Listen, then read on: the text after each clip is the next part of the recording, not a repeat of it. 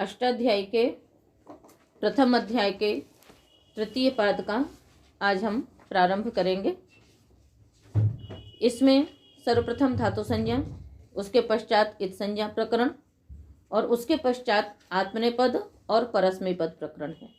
मुख्य रूप से ये 4 प्रकरण कहेंगे इसमें, ठीक है। धातु संज्ञा तो एक सामान्य है, किंतु जो मुख्य प्रकरण है वो कितने हैं? इसमें 3 हैं, ठीक है। तो सर्वप्रथम सूत्र है भूवादयो धातवः। भूवादयः प्रथमा का बहुवचन, धातवः प्रथमा का बहुवचन।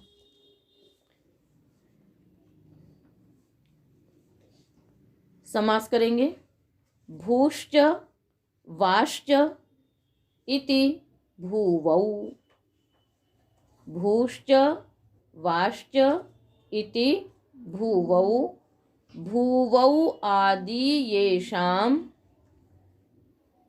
भूवौ आदि येषां ते भूवादयः। पहले द्वंद्व समास हुआ, भूश्च वाश्च इति भूवौ। कौन सा समास है ये?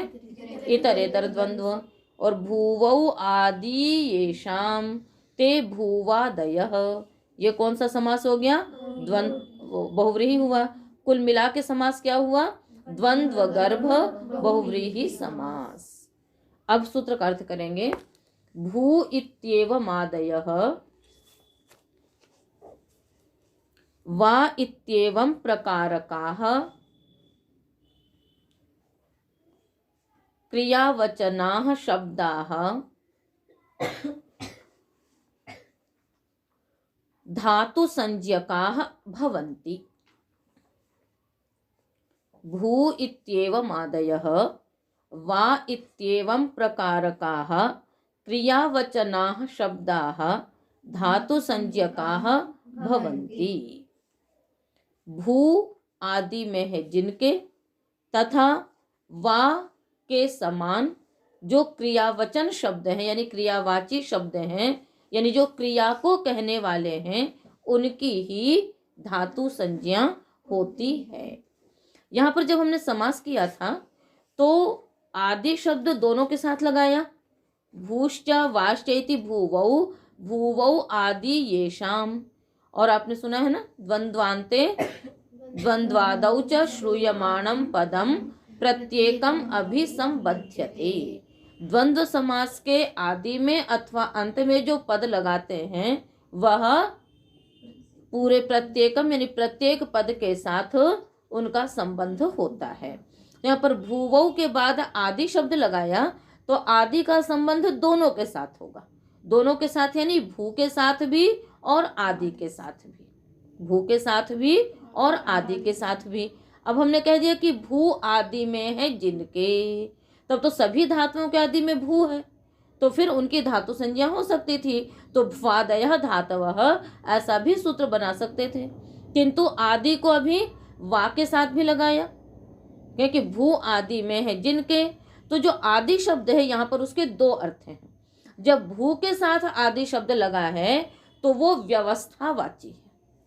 भू के साथ जो आदि शब्द है वो व्यवस्थावाची है, और वा के साथ जब हम आदि शब्द लगाते हैं तो वो प्रकार अर्थ को कहता है। व्यवस्था का तात्पर्य होता है कि एक व्यवस्था कर दी, सारे शब्दों को रखा और उसके आदि में भू रख दिया कि भू आदि में है जिनके, वो सारे उन सब की धातु संज्ञा हो जाएगी, ठीक है। तो भू इत्यादि भी शब्द हैं और वा इत्यादि भी शब्द हैं। धातु जैसे पठ, एध, क्री, इन सब का सामान्य रूप से कहीं प्रयोग नहीं होता, किंतु जो भू शब्द है वो भू पृथ्वी का वाचक भी शब्द है, और वा शब्द जो है वो विकल्पार्थ का भी वाचक है। तो धातु पाठ में इस प्रकार के भी कुछ शब्द हैं जो कि केवल धातु के रूप में नहीं है, लोक में वो प्रातिपदिक के रूप में भी प्रसिद्ध हैं। इसलिए यहाँ पर कहा कि जो धातु पाठ में व्यवस्थित क्रम में भू के बाद रख दिए गए हैं उन्हीं की धातु संज्ञा होगी। और जो कुछ ऐसी धातुएं हैं जिनके प्रातिपदिक रूप में भी सुनाई देते हैं, पर क्योंकि वो धातु पाठ में नहीं रखे गए इसलिए उनकी धातु संज्ञा नहीं होगी।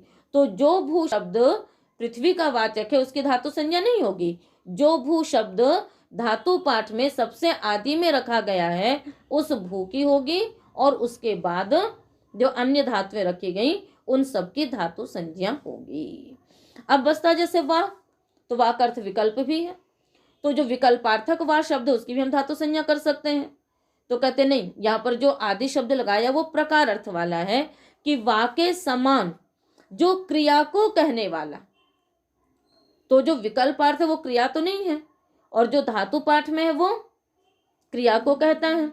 तो धातु पाठ में हर प्रकार के शब्द हैं, तो जो वा के समान और भी जो क्रिया को कहने वाले, वा मतलब गति, वा गति गंधन यो, वाति मने गति करता है, तो जो क्रियावाची शब्द हैं वा के समान उनकी धातु संज्ञा होगी। और उससे एक तात्पर्य ये भी निकालते हैं कि कुछ ऐसी भी धातुएं हैं जो धातु पाठ में नहीं पढ़ी गई हैं, किंतु यदि वो क्रिया को कहती हैं तो उनकी भी आप क्या कर सकते हैं, धातु संज्ञा कर सकते हैं। मतलब एक बता दिया, जैसे कई जगह आप लोग सुनते हैं ना कि आकृति गण है। आकृति गण का मतलब क्या होता है कि उसके समान अन्य भी कोई शब्द है तो हम उसमें भी वो कार्य कर सकते हैं। इसी प्रकार से वा के समान जो भी यदि कोई अन्य क्रियावाची शब्द आपको दिखाई देगा, बेशक वो यदि धातु पाठ में नहीं पढ़ा गया है तो भी उसकी धातु संज्ञा हो सकती है। ठीक है, तो इस प्रकार से भू और भू आदि में है जिनके, और वा के समान जो अन्य क्रियावाची शब्द हैं उनकी भी धातु संज्ञा होती है। ठीक है ना। धातु को धातु क्यों कहते हैं, है ना। ये जो धातुएं हैं उनको हम धातु क्यों कहते हैं, दधाति इति धातु, दुधाएं धारण पोषणयो, जो धारण करता है। तो धातुएं जो है वो अर्थ को धारण करती हैं अपने अंदर। ठीक है, धातुएं क्या करती हैं, अपने अंदर अर्थ को धारण करती है। मैंने उन्नति कोश में भी आप लोगों को बताया था, भूल जाते हो। ठीक है, और जिन धातुओं को हम लोग पहनते हैं, सोना चांदी इत्यादि, वो धारण की जाती हैं इसलिए वो धातु हैं। ठीक है ना। कर्ता में भी प्रत्यय हो गया और कर्म में भी प्रत्यय हो गया। अब कर्म में करेंगे तो सोना चांदी इत्यादि धातु हो गए, और जब कर्ता में करेंगे तो जो अपने अंदर अर्थों को धारण करते हैं इसलिए वो धातु है।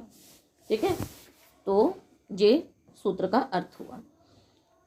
तो सूत्रार्थ समझ में आ गया आपको। इसको उदाहरण देख लीजिए, भवति पठति इत्यादि। धातु संज्ञा करने का प्रयोजन क्या है कि धातु के अधिकार में जो प्रत्यय विधान किए गए वे प्रत्यय होंगे। कहाँ है धातु के अधिकार में प्रत्यय, हाँ, तो तृतीय अध्याय के जो प्रत्यय हैं वे धातु से होंगे, और जो चतुर्थ पंचम अध्याय के प्रत्यय हैं वे प्रातिपदिक से होते हैं। तो धातु संज्ञा करने का यही लाभ है। भवति पठति की सिद्धि आप लोगों ने पढ़ी हुई है, पहले भी पढ़ा चुके हैं पूर्व के सूत्रों में। तो आप लोगों को यदि उनकी सिद्धियां जाननी है तो भवति की सिद्धि अधिंग गुण में पढ़ाया था, आप वहां पर देख सकते हैं, और उसी के समान पठति पचति इत्यादि की सिद्धियां हो जाएंगी। अगला सूत्र है उपदेशे जनुनासिक इत। एक बात और है, वैसे तो भुवादि धातु हो गया, पर यहाँ पर यह भी है कि यदि वा के समान नहीं कहते तो भी आप ये तो सोच ही सकते हैं ना कि भाई धातु पाठ में जो धातुएं पढ़ी उनकी धातु संज्ञा हो गई, तो इसमें जो वकार शब्द है वो मंगलार्थ भी माना है महाभाष्यकार ने। जो इसमें वा शब्द है वो क्या माना है, भूवादीनाम वकारोयम मंगलार्थः प्रयुज्यते। सुना है ना, लिखवाया था आप लोगों को वृद्धिरादेश में, मंगलादीनि मंगलांतानि मंगल मध्यमानि शास्त्राणि प्रथन्ते। मंगलादीनि मंगल मध्यानि मंगलांतानि शास्त्राणि प्रथन्ते। वीर पुरुषाणि भवन्ति आयुष्मत् पुरुषाणि च।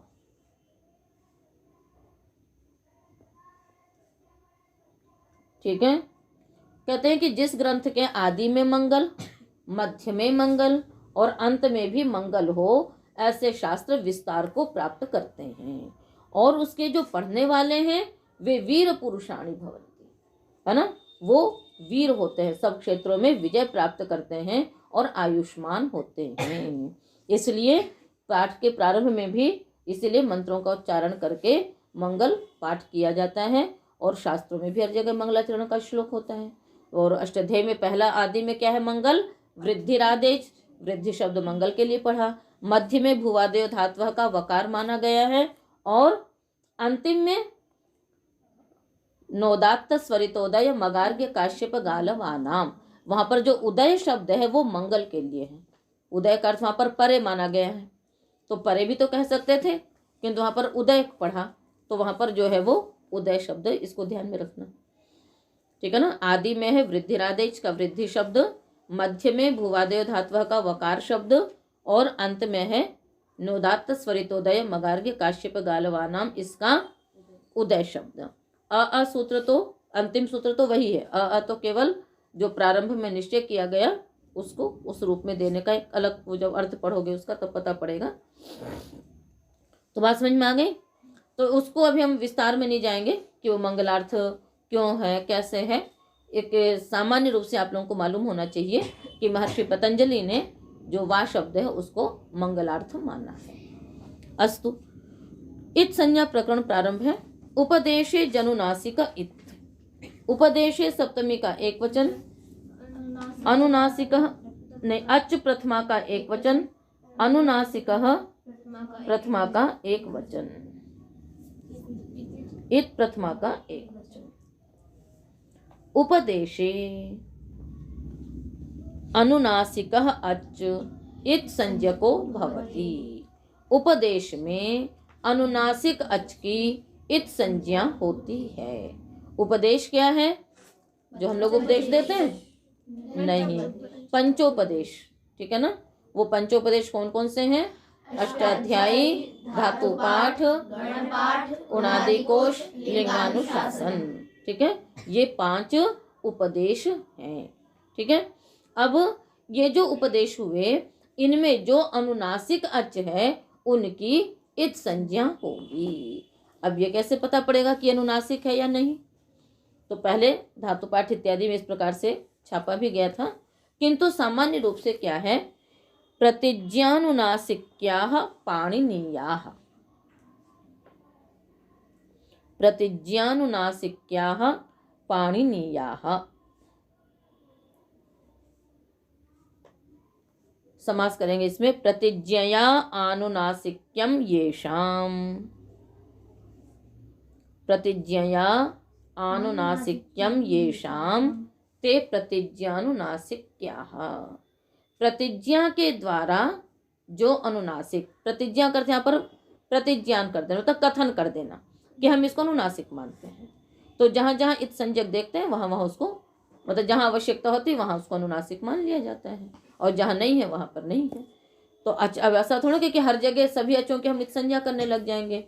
तो जहाँ पर है अब उसका भी कुछ ना कुछ प्रयोजन होता है, इसलिए वो अनुनासिक अच रखने पड़ते हैं। कहीं उदात्त गुण से युक्त रखते हैं, कहीं अनुदात्त रखते हैं, कहीं स्वरित रखते हैं। फिर उसकी क्या करते हैं? इत संज्ञा करते हैं। उदात्त की इत संज्ञा करते हैं तो उदात्तेत, अनुदात्त की इत संज्ञा करते हैं तो अनुदात्तेत, स्वरित की इत संज्ञा करते हैं तो स्वरितेत। जो अनुदात्तेत थे उनसे आत्मनेपद होगा, स्वरितेत है तो उभय पद होगा, और उदात्तेत है तो परस्मै पद होगा।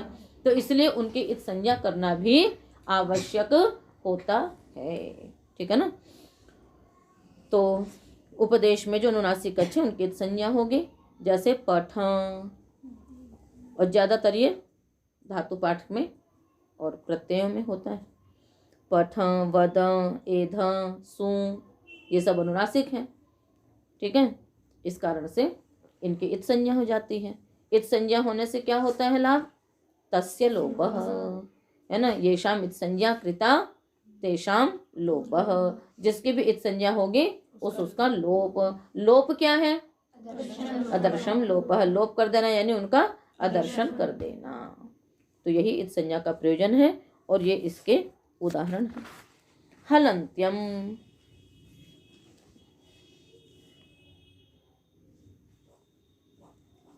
हल प्रथमा का एक वचन, अंत्यम प्रथमा का एक वचन। अन्ते भवम अंत्यम, यहाँ पर दिगादिभ्यो यत सूत्र है, उससे यत प्रत्यय करके अंत्य शब्द बनता है। अन्ते भवम अंत्यम। समास होगा किसी में? होगा, हल में होगा। हस्य ल हल, हस्य ल हल। उसके पश्चात एक शेष करेंगे, हल च इति हल। सरलता विधि में आपको सामान्य अर्थ बता दिया गया था, यहाँ पर कुछ इसका विशेष अर्थ करेंगे, और उस विशेष अर्थ को करने का जो प्रयोजन है वो भी अभी आपको नहीं बताएंगे, जब आप काशिका पढ़ेंगे तब बताएंगे, किंतु अभी अर्थ समझ लीजिए। समास क्या हुआ? हस्य ल हल, हल च इति हल। स्वरूपाणाम एक शेष, एक विभक्तों से एक शेष करना आप तो जान चुके हैं। द्विर्वचने में भी क्या था ना, द्विर्वचनम च इति द्विर्वचने। ऐसे यहाँ पर भी हल च इति हल। नहीं, एक शेष करेंगे, अपने ऊपर है, हम एक ही पद रखना है, ठीक है। और जब द्विवचन भी होना चाहिए, पर जब जाति की विवक्षा कर लेंगे तो एक वचन हो जाएगा, और जब हम अलग अलग व्यक्ति की विवक्षा करेंगे तो द्विवचन हो जाता है। आगे चले तो अर्थ करेंगे, उपदेशे अंत्यम हल इत संज्ञकम भवति। उपदेशे अंत्यम हल इत संज्ञकम भवति। उपदेश में अंत्य हल की इत संज्ञा होती है। उदाहरण में आप अयुण किणकार की इत संज्ञा, ऋलृक में ककार की इत संज्ञा, इसी प्रकार से तव्यत अनियर इत्यादि प्रत्ययों में त की इत संज्ञा, र की इत संज्ञा, शींग स्वप्न इत्यादि धातुओं में ग की इत संज्ञा, डुकरी करने में या की इत संज्ञा। तो प्रत्यय है, प्रातिपदिक है, आदेश है, इन सब में अंत्य हल की इत संज्ञा हम करते हैं। तो बता देते हैं आप सबको, क्या इच्छा है जानने की कि हम लोगों ने ऐसा अर्थ क्यों किया? हस्य ल हल, हल च इति हल। देखिए, आपने सूत्र का अर्थ तो कर लिया, उपदेश में अंत्य हल की इत संज्ञा होती है, किंतु हल क्या है? हल क्या है बताइए? हल प्रत्याहार है। और हल प्रत्याहार कैसे बनेगा? जब ल की इत संज्ञा होगी तभी तो हल प्रत्याहार बनेगा। आदि अंत्येन संहिता ने क्या कहा था कि आदि वर्ण अंत्य इत संज्ञक वर्ण के साथ, है ना, अपना और तदंतः वर्तनी वर्णों का ग्रहण कराता है। तो पहले जब तक अंत्य वर्ण की इत संज्ञा नहीं होगी तब तक हल प्रत्याहार ही नहीं बनेगा। समझो, सूत्र ने क्या कहा? हल प्रत्याहार उपदेश में जो अंत्य हल हैं उनकी इत संज्ञा होगी, और हल प्रत्याहार में हल वाले वर्ण आएंगे, और हल प्रत्याहार बनाने के लिए भी पहले आपको ल की इत संज्ञा करनी है। उस ल की इत संज्ञा कैसे करेंगे? तो आप कहेंगे हलंत्यम से। तो हलंत्यम के अंदर वो ला आना चाहिए पहले, तब तो। बात समझ में आ रही है? हलंत्यम के अंदर पहले वो प्रत्याहार वाला, प्रत्याहार सूत्र का जो हल का लकार है वो हल प्रत्याहार के अंतर्गत आना चाहिए, तब ना आप हल सूत्र से उसकी संज्ञा करेंगे। नहीं आई बात समझ में? तो पर और पहले हल प्रत्याहार बने तब तो हलंत्यम से उसकी संज्ञा होगी। दोनों तरफ से फंस गए। पहले हल सूत्र के पास जो ल है उस ल की इत संज्ञा हो तो हल प्रत्याहार बने, और जब हल प्रत्याहार बने तो हलंत्यम से उसकी इत संज्ञा हो। तो क्या हुआ? दोनों तरफ से हम फंस गए। इसके लिए अब उपाय क्या करना होगा हमको कि हल के बाद का जो ल है, हल के समीप जो हल है उसके ल की संज्ञा पहले किसी और उपाय से कर दें, तब तो प्रत्याहार बन जाएगा। फिर उस वक्त फिर हलंत्यम से हम हल प्रत्याहार बना के हम फिर सब जगह उसकी संज्ञा करते रहेंगे। आपको हल प्रत्याहार बनाना है। हल प्रत्याहार बनाने के लिए ल की संज्ञा करनी है। बिना ल की संज्ञा किए हुए आप हल प्रत्याहार नहीं बना सकते। यही होता है ना, इत संज्ञक वर्ण के साथ ही प्रत्याहार बनता है। जैसे अण में न की संज्ञा होती इसलिए अण प्रत्याहार बनता है, अक में क की संज्ञा होती इसलिए अक प्रत्याहार बनता है, अच में च की संज्ञा होती इसलिए अच प्रत्याहार बनता है। ठीक है, च की संज्ञा करने के लिए हल के अंतर्गत च आ जाता है, किंतु हल प्रत्याहार बनेगा तब जबकि ल की संज्ञा हो, और ल की संज्ञा कैसे होगी? जब तक पहले हल प्रत्याहार ही नहीं बनेगा। बात समझ में आ गई? इसलिए हमने क्या किया, हस्य ल हल। और यहाँ पर जो षष्ठी है वो समीप अर्थ में है। हस्य में जो षष्ठी है वो किस अर्थ में है? समीप अर्थ में है। ठीक है, जब वो समीप अर्थ में है, ठीक है, और अब उसके बाद फिर आपने एक शेष कर दिया, हल चैती हल। अब सूत्र का अर्थ क्या हो गया? उपदेश में हकार के समीप जो ल उसकी इत संज्ञा होती है, और हल प्रत्याहार जो है, हल प्रत्याहार के अंतर्गत आने वाले जो भी वर्ण हैं उनकी इत संज्ञा होती है। दो अर्थ हो गए ना सूत्र के, दो हल होने से। और एक हल का अर्थ क्या हो गया? हा के समीप जो ल, तो जो प्रत्याहार सूत्र में जो हल है उस हल में जो ल है तो हा के समीप है। तो अब सूत्र का अर्थ क्या हम करेंगे? उपदेश में हा के समीप जो ल उसकी इत संज्ञा होती है, और हल प्रत्याहार में आए हुए वर्णों की इत संज्ञा होती है। इसलिए हम पहले एक हल से हा के समीप जो ल है उसकी इत संज्ञा कर देंगे तो हल प्रत्याहार बन जाएगा। उस बाद फिर हल प्रत्याहार वाले में आप इत संज्ञा करते रहेंगे। कुछ कुछ बात समझ में आई होगी, पूरी तो नहीं आई होगी, है ना? पूरी किसको आ गई? तुम लोगों को आ गई होगी, है ना? तुमको आ गई, वाह बहुत बढ़िया। ठीक है, तो जिनको समझ में आ गई ठीक है ना? वो मैंने इसलिए थोड़ा सा बता दिया क्योंकि प्रथमावृत्ति में भी लिखा हुआ है ये, तो बता दिया। वैसे ये काशिका का भी विषय है, तो जिसको समझ में आ गई ठीक है। और ये शंका होती है सामान्य रूप से कि पहले हल प्रत्याहारी कैसे बनेगा जब तक लकित संज्ञा नहीं करेंगे। उस लकित संज्ञा करने के लिए इसको क्या कर दिया कि हा के समीप जो ल उसकी संज्ञा कर दीजिए। एक हल इसके लिए है और एक हल से प्रत्याहार वाले वर्णों की संज्ञा होती रहेगी। तो इस प्रकार से ये सूत्र कार्य करता है। ठीक है, इन्होंने लिख भी दिया है कि द्वितीय वृत्ति का विषय है, पर समास की उपयोगिता दिखाने के लिए यह लिख दिया है, जिससे समझ में आया ठीक है, नहीं तो कोई बात नहीं है। ठीक है, इसलिए परेशान होने की आवश्यकता नहीं है। अगला सूत्र है न विभक्तौ तुस्माह। न अव्ययपदम, विभक्तौ सप्तमी का एक वचन, तुस्माह प्रथमा का बहुवचन। तुश्च सश्च मश्च इति तुस्माह। इतरेतर द्वंद्व समास। ऊपर संवृत्ति आ रही उपदेशे हलंत्यम और इत। अर्थ करेंगे विभक्तौ वर्तमानानाम अन्त्यानाम तवर्ग सकार मकाराणाम इत संज्ञा न भवति। क्या अर्थ हुआ सूत्र का? विभक्तौ वर्तमानानाम अन्त्यानाम तवर्ग सकार मकाराणाम इत संज्ञा न भवति। विभक्ति में वर्तमान जो अंत्य में यदि तवर्ग सकार मकार हैं तो उनके इत संज्ञा नहीं होगी। हलंत्यम से प्राप्ति थी, इसने कहा कि नहीं, यदि विभक्ति में वर्तमान है और वो भी अंत्य में है तो उसकी इत संज्ञा नहीं होगी। जैसे आत में तकार की नहीं होती है, शस जस इत्यादि में सकार की नहीं होती है, और भ्याम अम इन सब में मकार की नहीं होती है। तो उपदेश में वर्तमान जो तवर्ग सकार मकार हैं उनकी इत संज्ञा नहीं होती है। इस प्रकार से आज का पाठ इतना ही करेंगे, शेष